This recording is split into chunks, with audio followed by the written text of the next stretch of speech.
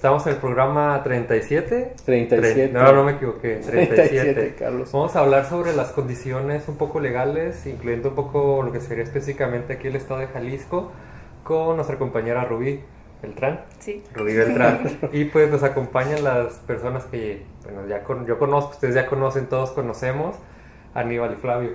¿Cómo están, amigos? Buenas tardes, Carlos. Aníbal, buenas tardes. Sí, pues buenas tardes, Rubí. Muchísimo gusto de que estés aquí. Entonces, pueblo, vamos a hablar sobre las condiciones legales para abortar en Jalisco. Un tema muy polémico que divide así fuertemente a la sociedad jalisciense y bueno, en México y en muchas partes del mundo. Entonces, acá traemos a la compa Rubí para que nos hable de eso. Bienvenida Muchas gracias, Rubí. muchas gracias. A ver, pues Rubí, pues vamos entrándole luego ¿no? al tema, ¿no? A ver, para empezar, un poquito para que nuestros amigos más o menos se contextualicen, me gustaría que nos platicaras, en qué condiciones están las mujeres de aquí de Jalisco, si son violadas, por ejemplo, o simple y sencillamente se rompe el condón y quedan embarazadas, ¿a qué se enfrentan? ¿Cómo es abortar aquí en Jalisco? ¿Se puede, no se puede? ¿La ley lo permite, no lo permite? Etcétera, ¿no? Claro, sí, muchas gracias por la invitación. Y pues sí, como decía hace un momento Aníbal, es un tema que, bueno, cualquier persona se pone a hablar del tema, a opinar incluso, ¿no? Y hay posiciones muy fuertes y encontradas respecto del mismo. ¿Cuál es la situación de las mujeres en Jalisco? Las mujeres en realidad estamos en una situación de violencia fuerte en Jalisco. Por muchos lados, desde diferentes maneras y una violencia sistemática, es decir, que está presente prácticamente en los espacios donde nos encontremos, ¿no? En la escuela, en el trabajo, en la casa, en la calle, es amplio el espectro de donde nosotras recibimos violencia, ¿no? Entonces sí hay violaciones en Jalisco hacia las mujeres, en realidad decimos, es preocupante la situación de la violencia sexual contra las mujeres. Hay un dato, empezando justamente con esta situación, que es en realidad todavía, digamos, un dato opaco, porque solamente el 10% de las situaciones de violencia sexual se denuncian. Entonces los datos de los que voy a hablar ahorita pues son justamente de ese 10% que se denuncia, ¿no? O sea que el otro 90% es una Está oscuridad oscuro, opaco, sí, y hay muchas razones también por las cuales no se denuncian, ¿no? Que ahorita podríamos también hablar de ese tema. Sí, por favor. Del 2009 al 2016, en este periodo de 7 años, fueron en Jalisco 4.396 casos denunciados de violencia sexual. Y bueno, esto es, insisto, hablamos de es el 10% de las denuncias de los casos denunciados nada más, ¿no? Otra vez, 4.900. 4.396 casos del 2009 al 2016, en un periodo de 7 años, o sea que eso es como 600 violaciones al año. No, al año O sea, aproximadamente. y se podría decir que hay como 50,000 casos de violencia, ¿no? Hay todavía opacos, sí. exacto. Y es en el supuesto de que ese sea como la una proporción. Muestra representativa, ¿no? O sea, Exacto. podrían ser más, ¿no? Podrían ser más, sí. Entonces sí hay una preocupación amplia en este tema. Muchas veces nos hemos encontrado con algunos comentarios como de, bueno, pues violación o no violación, ¿cómo vas a interrumpir un embarazo, no? Uh-huh. Pero justamente las implicaciones que tiene, ya no nada más un embarazo no deseado, sino un embarazo producto de una violación, ¿no? Pero bueno, vamos a ir también andando un poquito más sobre eso. En general, GIRE, que es el grupo de información de reproducción elegida, nos da un dato importante, que hay una probabilidad del 3.1 al 5% de quedar embarazada en una relación de violación. En una relación, no es una relación, es en una violación. De los 4.396 casos en este periodo, si sacamos en cuenta este 5% de probabilidad de que haya un embarazo, entonces tendríamos en estos 7 años 219 casos de embarazos por violación. Insisto, en este 10% que se denunció, ¿no? Entonces, bueno, Jalisco, la Secretaría de Salud de Jalisco reportó en este mismo periodo tres interrupciones legales, ¿no? Por esta causal. Ahora, insisto, aquí abro un paréntesis para hablar justamente de las causales, ¿no? En Jalisco es legal interrumpir un embarazo cuando este embarazo es producto de violación, cuando el embarazo pone en riesgo la salud de las mujeres o cuando pone en riesgo la vida de las mujeres. Hay una cuarta causal que es imprudencial. Esto es cuando la mujer no tiene participación o no hay ningún elemento extra que haya como la voluntad de la mujer para interrumpir el embarazo, ¿no? Le llaman abortos espontáneos, ¿no? Entonces, abortos espontáneos, cuando es producto de una violación, cuando la salud de la mujer está en riesgo producto del embarazo, o cuando la vida de la mujer corre riesgo también producto del embarazo. Muy bien. Entonces, bueno, en este tema, por ejemplo, hablando de las violaciones, hablando de los embarazos productos de violación, en Jalisco, en este periodo, insisto, de 7 años, pues tres casos se nada más. interrumpieron. ¿Por qué, Rubí? ¿Por qué nada más 3? Híjole, está intenso, Esa es ¿no? una oscuridad, ¿no? O sea, Sí, 3, digo, es absurdo, Sí, ¿no? es Si hay absurdo. tanta violación, digo, al menos unos, ¿qué? 219. 219. Digo, pues, ¿por qué nada más 3, no? A ver, platícanos, Rubí, qué Claro, interesante. es un complejo de cosas, ¿no? Y empezaba un poco platicando hace un momento con Aníbal sobre, en el Código Penal, más de 20 años, es legal interrumpir un embarazo por violación. Pero también dentro de esta estructura legal, institucional en la que estamos viviendo como sociedad en general, pues tienen normas, tienen también gente dedicada a promover o a ejercer a que se ejerzan estos derechos, ¿no? Entonces, bueno, es necesario establecer normas, establecer procedimientos, establecer quién hace los procedimientos, con qué material se hacen los procedimientos. Y esta parte, pues la iban aplazando, la iban retrasando, no sé cómo se hacían, como que no, aquí nadie practica abortos, y nadie se asumía como responsable de cumplir la ley, que ya de por sí estaba, ¿no?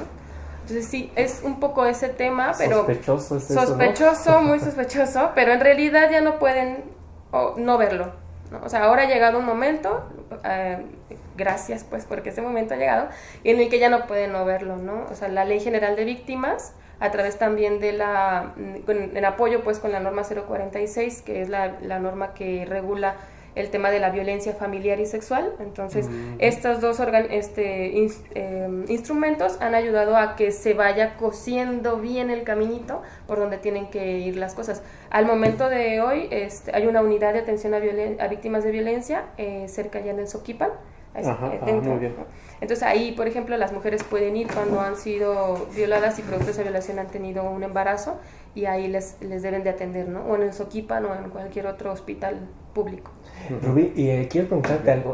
Por ejemplo, de estas, ¿se sabe quiénes son quienes han como, digamos, retrasado así el uso, por ejemplo, de la ley para, en el caso, por ejemplo, los abortos por violación? Sí, también me hace pensar sí, que es la estructura, pasa, o sea, ¿no? que es el gobierno, la iglesia, o sea, pero a ver, desmiéntenos las especulaciones. Pues quisiera desmentir totalmente lo que dices, pero no, lamentablemente es que sí es real, Sí que son también ellos, las ¿verdad? instituciones se ponen su sotana, ¿no? Y entonces Instituciones, las de salud, las por instituciones ejemplo. públicas, Ajá. sí, se ponen su sotanita y entonces ¿Sotana están... de religiosos? Sí, y Sí, entonces sí. así afirman, ¿no? Que son objetores de conciencia. Esto es una figura legal, en realidad las personas pueden decirse objetoras de conciencia y la ley no les podría obligar a practicar un aborto, a menos de que en la circunstancia en la que se encuentra la mujer, el embarazo fuera riesgoso para su salud o su vida y fuera la única persona que pueda atenderlo. Ahí la objeción de conciencia queda a un lado porque vamos por la salud y la vida de las mujeres. Pero lo que pasa con este tema de la objeción de conciencia es que luego está también como muy borroso y todos se dicen objetores y entonces hasta la enfermera y el de la puerta es objetor, ¿no? Pero bueno, aquí hay que aclarar que la objeción de conciencia es real, es una figura que les protege para no hacer un procedimiento cualquiera que vaya en contra de su propia ideología, ¿no? Religión, etcétera. Y esto, o sea, la institución pública tiene que respetarlo, pero la institución pública está obligada a dar el servicio. Ajá. Entonces tiene que conseguir personas que no sean objetoras. ¿Quién puede ser objetor de conciencia? Solamente quien practica el procedimiento. Nadie más. No la enfermera y el enfermero, no la secretaria, no la trabajadora social, nadie más de la institución más que la persona que practica el procedimiento. Y entonces la institución pública debe de conseguir personal que no sea objetor. Y a quien es objetor, demandarle pues o pedirle que dé justamente una carta bajo, o sea, escrita pues, decir yo soy objetor, no me pongas en el servicio de interrupción, ¿no? Finalmente es como decir soy alérgico a los camarones y te pongo a comer camarones, pues Sí. no, o sea, si eres alérgico no te pongo a comer camarones, ¿no? Entonces por ahí va el asunto. ¿Y esto ha sido así como algo que se use como estrategia para impedir? Sí, para retrasar Para los retrasar, procedimientos, para- así de, yo no sé quién lo aplica, yo no sé cómo hacer el procedimiento, fulanito, y fulanito dice, no, yo soy objetor, y entonces así se van aventando la bolita y pasa un mes, pasan 2 meses, ¿no? Antes, hace poquito se hizo una modificación a la norma 046, que justo obliga a interrumpir, o sea, las instituciones públicas a generar una interrupción cuando es producto de violación el embarazo. En este caso de la modificación, lo que se hizo fue que ya no era necesario poner una denuncia para proceder a la interrupción del embarazo. Ajá. Y eso es muy importante porque las mujeres antes de esta modificación, por ejemplo, ya todavía sucede, pero ahorita hablo de ese tema también. Antes de esta modificación tenían que ir a Procuraduría, poner la denuncia. Todo este proceso es tan lastimoso también para las mujeres, es indigno, humillante, burocrático, revictimizante, ¿no? Sí, como Sí. más o menos dibújanos. El panorama. Ajá. Sí, bueno, en primer lugar, una mujer que es violada no lo anda diciendo por todos lados, ni le dice, ay, mira que me violaron, ¿no? O sea, la situación de la violencia es muy fuerte a nivel psicológico, emocional y físico, ¿no? Entonces, el impacto en primero es el shock, ¿no? Ustedes saben como todo el proceso primero del trauma. Después de esto, cuando por fin decide como decirle a alguien o pasa un tiempo y entonces no ha dicho nada, ¿no? Y se da cuenta que está embarazada producto de esa violación, es entonces cuando nosotros pensaríamos, pues va en la modificación anterior de la norma, ¿no? Ahorita ya no es así, pero diríamos, va y pone la denuncia, ¿no? Uh-huh. Entonces llega, primero tiene que acceder, ¿no? A saber dónde se ponen las denuncias, ¿no? Cómo es que ese proceso, cuando llega a justo poner la denuncia, pues nos hemos encontrado con casos y situaciones en las que se les pregunta como por dónde ibas, a qué hora ibas, ¿no? ¿Cómo ibas vestida? O sea, ¿así ibas vestida?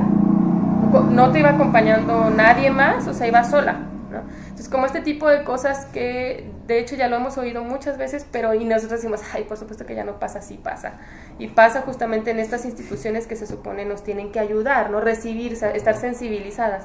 Entonces, después de que le hacen todo el interrogatorio, a ver, descríbeme entonces cómo pasó, ¿no?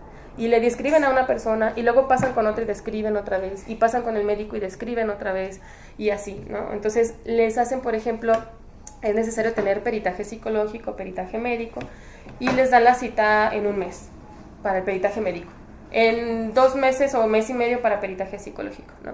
Entonces, es una forma de retrasar también. Las chicas, ha pasado que hay chicas que pasan 3, 4, 5 meses y ya no pueden interrumpir el embarazo, ¿no? Porque o sea, ya llegan a término del embarazo porque estas cosas se empezaron a retrasar. Entonces, justo porque, bueno, mucha gente no denuncia por todo el estigma, o sea, si una mujer dice fui violada, es como, ¿no? Sobre de ella recae toda la parte moralina y culposa, ¿no?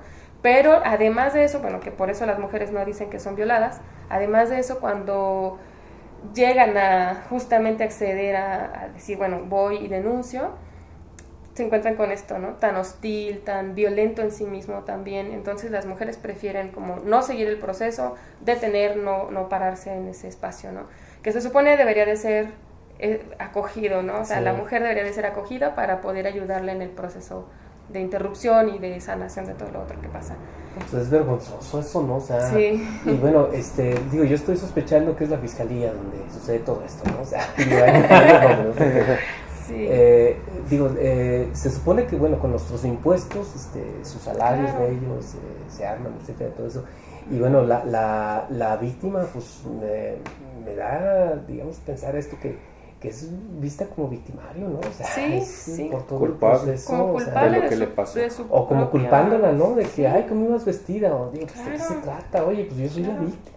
Claro, como si no tuviéramos, y eso es parte como del fondo, ¿no? Como si no tuviéramos permiso de salir a la calle solas o vestidas de cierta manera, o solas, ¿no? O sea, sí, acompañadas de otras mujeres, que también es como van solas, ¿no? A pesar de que vamos 2, 3, 4, 5 mujeres, van solas las mujeres ahí, ¿no? Exacto. Porque es esta parte como en el hilo de tejer la revisión de lo que implica el patriarcado, ¿no? O sea, del sobajar a las mujeres en el derecho que tenemos, ¿no?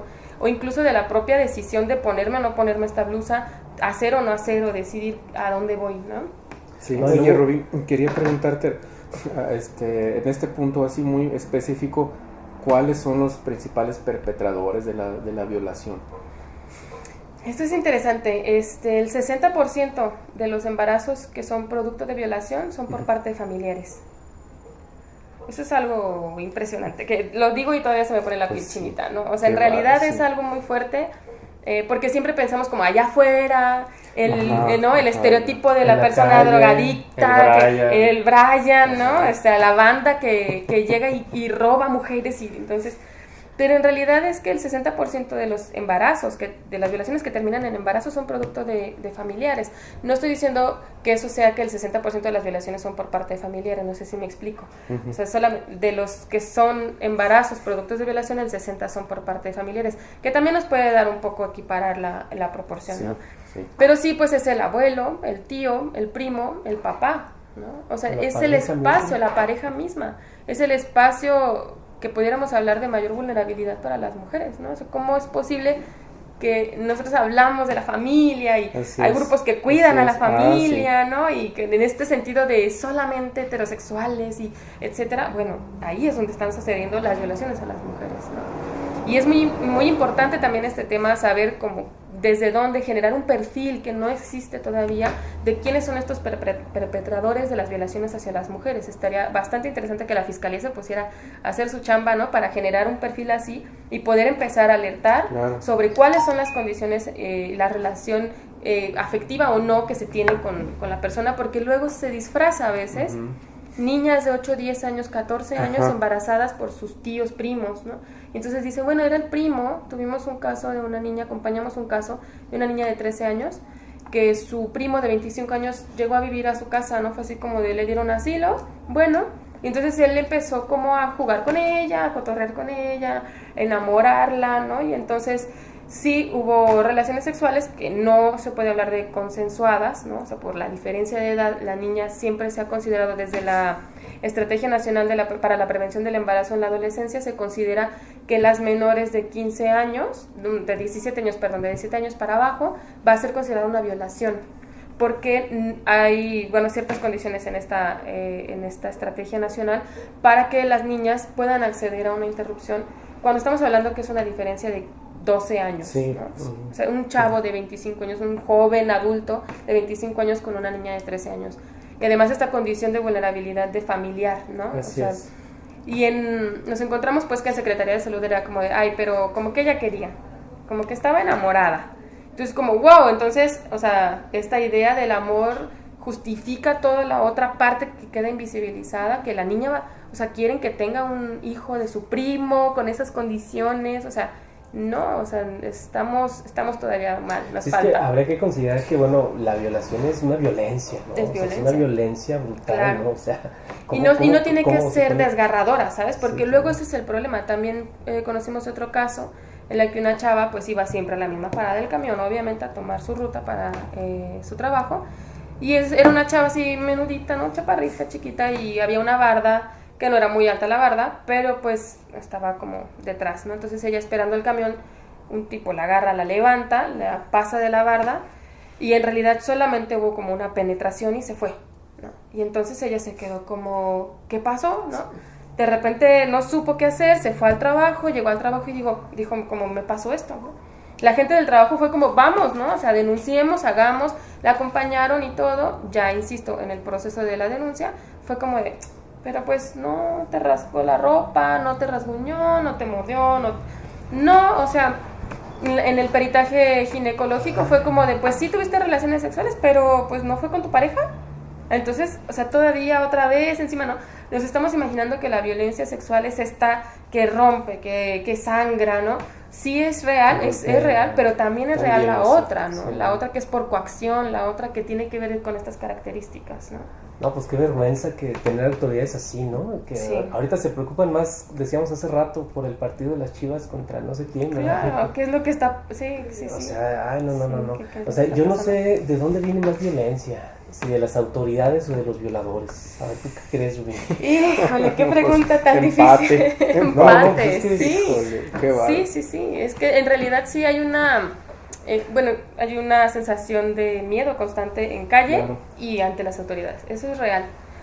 Yo soy docente en la universidad y cada grupo al que me paro como a discutir con ellos y ellas, cuando tocamos un poco este tema, sí les pregunto a las chavas, ¿no? ¿Hay alguna de aquí que nunca haya sentido una sensación de acoso o miedo al salir a la calle? No hay una que me haya levantado la mano. Sí. Y eso es preocupante. pero al mismo tiempo trato yo como de visibilizar que no es como aquella que se viste así, ¿no? Sino que todas las mujeres somos hemos sido blanco de un acoso en la calle o de alguna violencia de tipo sexual o ¿no? de otros tipos. Entonces es importante seguir visibilizando que esta violencia existe y que además está cerquita, tan cerquita como en la familia o en la esquina, ¿no? Entonces eso es real. Exacto. Oye, Rubí, y por ejemplo el discurso religioso, en concreto de la Iglesia Católica, y bueno, de otras iglesias, pero en concreto de la Iglesia Católica, ¿cómo se ha digamos, como metido este asunto? Sí. O sea, ¿están ellos en contra, en favor? No, totalmente en contra, y ha permeado desde hace, ¿no? Añísimos, muchísimos, sí, tiene siglos esto. Hay unos documentos que hemos recuperado sobre las afirmaciones de filósofos y autoridades de la Iglesia Católica, y son así, ¿no? Como la mujer le debe venerar a los hombres a pesar de que él haga esto, ¿no? Si una mujer, o sea, como siempre la sumisión hacia los hombres. Y en este caso de los cuerpos de las mujeres, la decisión de lo que se hace con estos ha sido puesta o depositada en las manos de los hombres. Por mucho tiempo desde estas afirmaciones de la religión católica, ¿no? ¿Qué opina la religión católica? Bueno, hay una organización que justo, un poquito ya al ratito les platico de la campaña que tenemos. Hay 5 organizaciones que estamos participando en esta campaña. Una de ellas se llama Católicas por el Derecho a Decidir. Esta organización justamente lo que trata de hacer es develar más finamente de lo que habla el Código Canónico, que es prácticamente la ley de las personas que creen en la religión católica, ¿no? Entonces, en este código canónico, de hecho, contrariamente a lo que la gente en general piensa, es mucho más abierto y mucho más permisivo con respecto al aborto que el Código Penal de Jalisco. Es decir, sí, es como paradójico, ¿no? Porque lo que dicen los sacerdotes en la iglesia, lo que dice la gente de boca en boca con respecto a esta iglesia y la vida y toda esta idea de la concepción, pues tiene que ver contrariamente con algo mucho más cerrado que lo que dice el propio derecho canónico. El derecho canónico, por ejemplo, habla de que las mujeres que no sabían que era un pecado interrumpir un embarazo y lo hacen, no están excomulgadas. Que si lo hace por el beneficio, o sea, con cierta conciencia y en beneficio de su vida y de la vida de los demás, entonces no están excomulgadas, ¿no? Y por ejemplo, este elemento ya es como esta parte del derecho a decidir, ¿no? Claro, es decir, que ellas pueden ser conscientemente, o sea, analizar conscientemente su situación y decir, este embarazo no va a beneficiar a mis 5 hijos que ya tengo, a mi relación de pareja, a mí misma, a mi vida, a mi proyecto, me va a complicar las cosas, puedo interrumpirlo y no estaría excomulgada. Pero esta información, claro que se la guardan, la cuidan, sí, claro, ¿no? La pues sepultan. Habría que recordárselos a los de la iglesia, ¿no? Claro. A todos los católicos y a los que aplican la ley, ¿no? A los de la fiscalía, ¿no? Sí, pero pesa mucho, pesa mucho, claro, la imagen de la Virgen, la imagen de la mujer madre, ¿no? En esta parte de la religión católica. Que sí, justo en las campañas nos hemos encontrado estas afirmaciones que decía hace rato, ¿no? Pues violación o no violación, estás matando a una persona. Y entonces eso finalmente mueve a que si una niña, por ejemplo, me imagino, ¿no? De estas mujeres que escuchamos decir esto, si una sobrina, nieta o quien sea queda embarazada a pesar de que haya sido por una violación, no la van a dejar interrumpir un embarazo, ¿no? O sea, la obligarían a llevarlo a cabo. En esto me hace pensar un poco en cuestión de género. ¿Qué tanto o en porcentaje de las decisiones que toman de cómo llevar a cabo los procesos, los peritajes, son mitad y mitad? Hay hombres y mujeres en comités, o no sé cómo estén organizadas estas estructuras? ¿Qué tanto es el involucramiento del masculino y del femenino en estos también? ¿Administrativo? Peritajes, en todo? Sí, la intención es que quienes realicen peritajes ginecológicos y médicos sean mujeres. O sea, eso está en la norma, eso está en la normativa. En la norma 046 tiene que ser una mujer. Lo demás, o sea, sí debe ser personal capacitado, sensibilizado, ¿no? O sea, eso está ahí puesto. Hemos trabajado en conjunto con algunas instancias, ¿no? Desde la Red de Derechos Sexuales y Reproductivos, un poco trabajando en la capacitación y todo. No da abasto, no sé si nos hagan caso o no, pero nosotras pues seguimos insistiendo en esta parte, ¿no? Que independientemente de que sea hombre o mujer, pues tiene que estar capacitado quien le reciba en primera instancia, quien le levante la denuncia, si es que tiene que hacer denuncia, Ya para hacer el procedimiento, por ejemplo, de la interrupción del embarazo, no importa que si es hombre o mujer, pero que sepa hacer el procedimiento, que no le esté preguntando cómo fue, a ver, ¿y tú querías? ¿No es cierto, no? Entonces, como este tipo de cosas que más nos importan, ¿no? Pero cuando se hacen los peritajes ginecológicos o médicos, sí es necesario que sea una mujer, ¿no? Digo. Bueno, y otra cosa un poco importante, estamos hablando de la fiscalía, todo esto, y me hace pensar, una amiga mía, Alejandra Guerra, trabaja ahí, pero en un departamento un poco diferente, que no recuerdo bien cuál pudiera ser la descripción, pero trabaja en donde sería, donde dan las denuncias de desaparecidos. Y vemos que desde otros puntos de acción ya tienen una preconcepción de cómo son hombres y mujeres, porque decían, oye, me platicaba, es que aquí lo que más común se tiene en mente es de cuando desaparece una mujer, se fue con el novio a vivir. Y está allá y no la toman mucho en cuenta porque la van a encontrar. O sea, desde ahí, desde un antecedente, aunque no sea violación, ya se está haciendo una predisposición a cómo viene siendo también. Claro, y sí plantea un escenario de muy fácil acceso para violentar a las mujeres, pues, ¿no? Ya de entrada, pensar esto hace que las mujeres sea como segundo término, bueno, pues es que se fue con el novio. De hecho, hay una colonia por allá por Tlajomulco en la que ha habido como en la misma zona, en las mismas 3 cuadras, desaparición de 9 chavitas, ¿no? 9 muchachas entre los 10, 13, 15 años, ¿no? Entonces, la situación es que la fiscalía está investigando caso por caso. Entonces decíamos acá en la organización, bueno, ¿qué pasaría si juntaran los casos, vieran características, ¿no? Empezaran a generar un perfil, alertar a la población, decir, hay más jóvenes en esa zona, pueden seguir desapareciendo, ¿cuáles son las características para atenderle, no? Sí, esta era la cosa, ¿no? Que decían, bueno, pues se fue con el novio. Y como si eso ya de por sí fuera, o sea, de menor grado, ¿no? Bueno, se fue con el novio. Bueno, de entrada, ¿qué pasó, no? O sea, ¿por qué se fue con el novio? Si es que esa fue la razón, ¿cuáles son las condiciones? De todos modos hay que buscarle, pues, o sea, ¿no? Que es como, está desaparecida, pero se fue con el novio, entonces no hay que buscarla. Pues no. ¿En qué colonia es, Rubí? ¿Eso? No me acuerdo el dato, luego se los paso, pero sí. O aquellas. Oye, y entonces, ¿qué tiene que hacer una mujer cuando sufre una violación? ¿A qué tiene que aludir a la ley? ¿Qué les dirías? Bueno, en primer lugar, sé que es difícil el acceso, ¿no? Y sé que es difícil, bueno, por el panorama que hemos descrito, todavía que las instituciones sean sensibles, pero tenemos que poner el dedo en la llaga, ¿no? Entonces sí les recomendaría que si han sido víctimas de violencia sexual, es que es como 2 momentos, ¿no? Si ha sido víctima de violencia sexual en ese momento, o sea, después, en el momento en el que pueda agarrar fuerzas para ir a denunciar, que vaya y denuncie, ¿no? O sea, hay ciertas características que son importantes, por ejemplo, si el semen, no sé, o sea, ciertas cosas físicamente que pueden ser válidas, importantes para lo del peritaje. Entonces, en ese momento, además de que es necesario que tomen antirretrovirales, que se dé la pastilla del día siguiente, es un protocolo que hay que seguir, que se supone ya la fiscalía, bueno, si lo sabe, pues si lo tienen, ahí tienen las pastillas, ¿no? Entonces, pidan las pastillas si ustedes han sido víctimas de violencia sexual y llegan ahí. Yo sé que no es nuestra obligación decirle, te tienes que hacer esta chamba, pero en este momento nos lo demandan, ¿no? Entonces, sepan que es necesario que les den antirretrovirales, la pastilla al día siguiente, y que les hagan también exámenes generales, ¿no? Eso en un primer momento. Si la violación ya pasó y producto de esa violación saben que están embarazadas, entonces, bueno, ahorita estamos en una campaña que justamente lo que está haciendo es promover que las mujeres se acerquen a una página, que conozcan un teléfono para que ellas puedan hablar y entonces que les digan qué es lo más conveniente hacer. Esta organización que se llama Andar, les paso acá un datito, ¿no? Es una alianza de 5 organizaciones que estamos trabajando porque las mujeres sepan sus derechos y conozcan sus derechos respecto de la interrupción legal del embarazo en Jalisco, las causales de las que ya hablaba, ¿no?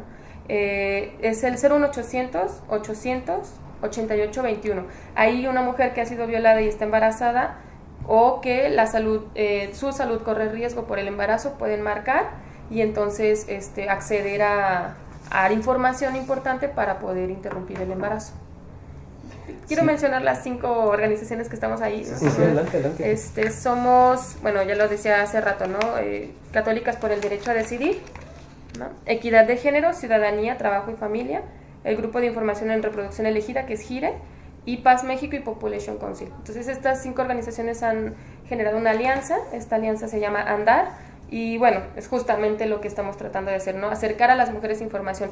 cualquier tipo de información que tengan, dudas, que tengan respecto de la interrupción legal en Jalisco, pueden acercarse a estos números. Bueno, y de igual manera para ir cerrando, ya casi estamos en... Sí, pues Aníbal, ¿cómo te despides? Bueno, es algo atroz, vivimos un tiempo muy violento, pero para el género, la violencia de género estamos espantados, ¿no? Y bueno, del espanto tenemos que pasar a la organización y a las acciones, ¿no, Rubí? Sí. Entonces, bueno, ¿es la primera vez que se hace esta campaña? Sí, esta campaña es a nivel nacional. Estamos en 6 estados y aquí en Jalisco estamos trabajando en algunas colonias de Guadalajara. No voy a decir las colonias porque nos hemos encontrado con violencia ya incluso ante la promoción de la información, sí, ¿no? Sí. Como parte de la campaña se han pintado bardas, hay algunas rutas que tienen la información también como calcomanía en la parte de atrás de los camiones. Y lo que hemos estado haciendo es repartir estos volantes y algunas otras cosas a talleres, acercarnos con las escuelas, etcétera. Y bueno, la violencia con la que nos hemos encontrado es que tallan las bardas, las pintan. En alguna ocasión vimos una que decía Cristo Rey, las mujeres los cuidan. Entonces eso es como toda una leyenda que tapaba toda la barda. Entonces sí nos hemos encontrado con hostilidad y por lo tanto pues no voy a decir las colonias en las que estamos trabajando, pero ya estamos cerca a cerrar, el trabajo en campo, pero la campaña todavía va a durar otros 3 meses en medios electrónicos y bueno, por otras circunstancias, no por otros medios. Pero sí, en campo vamos a cerrar el 28 de mayo, ese próximo domingo. Ese sí, están, claro, invitados, ¿no? A participar ahí. Vamos a estar de las 10 a las 2 de la tarde en el Parque San Jacinto. Vamos a tener varias actividades lúdicas, vamos a tener teatro, vamos a tener un poco de información sobre cómo nos ha ido en la campaña y ese es el punto de cierre. Nosotras terminamos ahí en campo, pero bueno, vamos a seguir la lucha, ¿no? Por informar a las mujeres y generar este empoderamiento con la información. Sí, así es. Bueno, esa es una situación me parece muy crítica, ¿no? Los casos, igual la violencia está para pues nos ha vuelto el capitalismo vulnerables a todos y a todas, pero me parece que los casos atroces de mucha hazaña y crueldad ahí están, y la violencia estructural para con ustedes, que ni siquiera por una violación pueden tener un trato digno y de salud para que decidan abortar, no, ni siquiera eso. Por eso es que también es muy importante esta cuestión de que hay gente que critica o que hacen menos las cifras, ¿no, Rubí? Pero es porque muchas no quieren, porque ya saben por otras voces lo que les sucedió cuando fueron a denunciar, ¿no? Entonces, bueno, esto se puede, no sé, a lo mejor duplicar, triplicar, pero la situación está crítica y grave.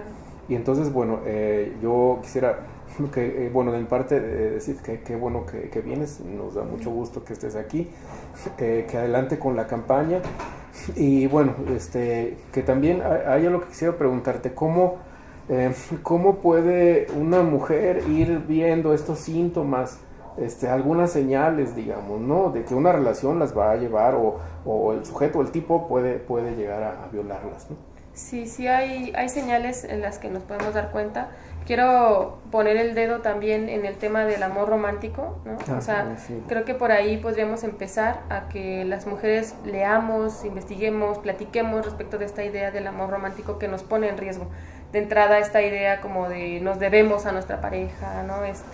Hace estas cosas por mí. Bueno, sí me trata mal, o sí me dice estas cosas, una vez me jaloneó, pero pues no pasa nada porque se disculpó y entonces, bueno, todo lo otro es bonito, ¿no? O sea, es 10% gacho y 90% bonito. Y este porcentaje luego va cambiando, ¿no? Esta situación luego se va creciendo y hay momentos en los que ya las mujeres y los hombres, pero principalmente las mujeres, están metidas como en este rollo de la violencia tan tremendo que es muy difícil identificarlo. Signos pues en estos, ¿no? Celos, ¿no? Que te tome fuerte, que tú digas que no y a pesar de eso siga adelante con cualquier cosa, ¿no? Como, ¿sabes qué? Ya no quiero ir a la fiesta. No, pues ahora vas, ¿no? No, y ahora, o sea, como, sí, vente para acá, ¿no? O como, bueno, ponte ahora falda, ahora quiero que te acomodes así. No, pero yo no quiero. No, pues póntele, ya te compré este vestido y ahora te lo pones, ¿no? Cuando están en la intimidad, ¿no? O sea, teniendo relaciones sexuales y hay situaciones en las que, o sea, no quiero, no me gusta, pero bueno, ¿no? O sea, pues porque a él le gusta, ¿no? O sea, hay que reflexionar respecto de qué es lo que estamos dejando y cediendo, ¿no? Siempre, y platicarlo, o sea, creo que eso es algo importante. Sí, insistir también. en que las mujeres no somos culpables de la violencia que vivimos, pero sí podemos identificarla y sí podemos hacer algo, o sea, en la medida de lo posible ir generando también una red. Lo que pasa luego con las situaciones de violencia es que vamos cortando gente, ¿no? O sea, la misma pareja nos ve, ay, no, ya no te ves con tus amigos, ahora vente para acá, ay, es que tu familia me ve feo, entonces mejor yo no voy, no, bueno, pues no vamos juntos, ¿no?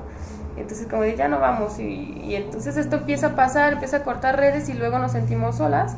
Sí. Y ya, ¿a quién le digo? ¿A quién le cuento que me dejó un morete? ¿A quién le cuento estas cosas, no? Y creo que sí, lo importante es no dejarnos estar solas, ¿no? Seguir tejiendo esta red.